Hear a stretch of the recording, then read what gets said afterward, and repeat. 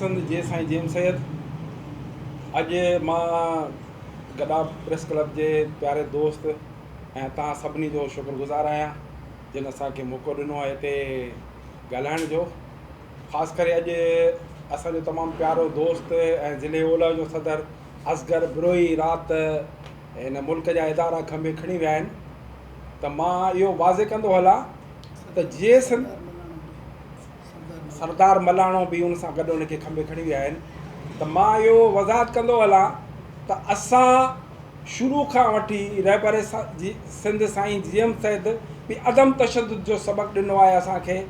असां कॾहिं तशद्दुद जी वाट कोन कई आहे, छो त हिन वक़्तु दुनिया में तशद्दुद खे पसंदि ई कयो कोन थो वञे। ऐं मुंहिंजे चेयरमैन बशीर ख़ान कुरैशी, तव्हांखे यादि हूंदो 23 मार्च 2012 ते जेको लखे माण्हू सिंध में खणी आयो, उते बि को अहिड़ो ठका थियो त बशीर ख़ान चयो त इहे असां मां न आहिनि। तंहिं करे असां तव्हांखे वाज़े करणु चाहियूं था त असांजो इहो ज़िले ओलह जो सदर असगर बिरोही अमन पसंदि आहे, अदम तशद्दुद जो पैकर आहे। उनजो कसूर इहो आहे त हिते इलाइक़े जे माण्हुनि जी ख़िदमत करे थो। उनजो कसूर इहो आहे त हिन जेको हिन वक़्तु वबा जेका निकिती कोरोना, उन में हिन सिंधी माण्हुनि खे घरनि ताईं राशन पहुचायो आहे। उनजो कसूर इहो आहे त हू माण्हुनि जे दर दर वञी उन्हनि जी ख़िदमत करे थो। उनजो कसूर इहो आहे त सिंध जे वहदत ते वार करण वारनि सां मुक़ाबिलो करे थो। उनजो कसूर इहो आहे त सिंध खे बचाइण लाइ, धारियुनि जी आबादकारी लाइ, डोमिसाइल लाइ हू मैदान अमल ते आहे। असांजे पार्टी चेयरमैन मोहतरम सुनान ख़ान वाज़े अल्फाज़ में चयो आहे त असां इन्हनि मां न आहियूं। अॼु कल्ह जेको गुलशन हदीद में वाक़ियो थियो, असां उनजी पुरज़ोर मज़म्मत कयूं था। हिते मासूम माण्हू ज़ख़्मी थिया आहिनि, उन्हनि सां असां ॾुख में बराबरि जा शरीक आहियूं।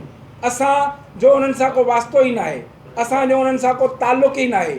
असीं पुरअमन आहियूं, असां हमेशह पुरअमन जदोजहद कई आहे। तंहिं करे असां इन्हनि इदारनि खां, असां हिन हुकूमत खां, ख़ासि करे हिन पीपुल्स पार्टी जा जेके दोस्त वेठा आहिनि, उहे सॼो ॾे बाबा माण्हू खंभे खॼी वञनि पिया, तव्हांखे का इतला ई न आहे। असां SP सां राब्तो कयो, उहो चयो त ख़बर ई न आहे। हद जे थाणे सां राब्तो कयो, असांखे ख़बर न आहे। पोइ इन मतिलबु त हीअ तव्हां हुकूमत आहे न, जमहूरियत चयो था। अहिड़ो दौर त मार्शल लॉ में ज़िया उल हक़ जी मार्शल लॉ में बि कोन हूंदो। तव्हांखे यादि हूंदो त ज़िया उल हक़ जी मार्शल लॉ में उते माण्हुनि खे गिरफ़्तार कयो वेंदो हो, उते माण्हुनि खे कोर्टनि में पेश कयो हूंदो। DPR जा केस हूंदा हुआ, बग़ावत जा केस हूंदा। बाबा ठीकु आहे, असां कसूरवार आहियूं, तव्हां असांखे गिरफ़्तार कयो। असांजा कारकुन तव्हां कसूरवार आहिनि, तव्हां उनखे गिरफ़्तार कयो। ऐं उन्हनि खे तव्हांजूं कोर्टूं आहिनि, तव्हांजा आइन आहिनि, तव्हांजा कानून आहिनि। पंहिंजे कानून तहत ख़ुदारा असांजा कारकुननि खे ज़ाहिर कयो, जेके बि खंभे तव्हां गुम कया आहिनि। सारंग जोयो आहे, ॿिया दोस्त आहिनि असांजा, असां उन्हनि सभिनीनि सां गॾु आहियूं। तंहिं करे हे जेको तव्हां अमल शुरू कयो आहे, इहो अमल चङो न आहे। उन्हनि में तव्हां सिंधी माण्हुनि में नफ़रत पैदा करे रहिया आहियो। पुरअमन सिंध खे तव्हां तशद्दुद ॾे खणी वञी रहिया आहियो। तव्हां बाक़ाइदा प्लानिंग तहत असांखे दीवार सां लॻायो पिया।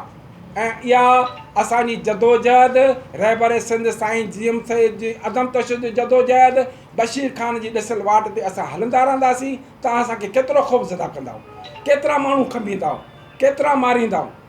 शहीद बशीर ख़ान ज़हर जो प्यालो पी वियो, उनखां पोइ तव्हां मक़सूद ख़ान कुरैशी जो कोयल थियल लाश असांखे ॾिनो।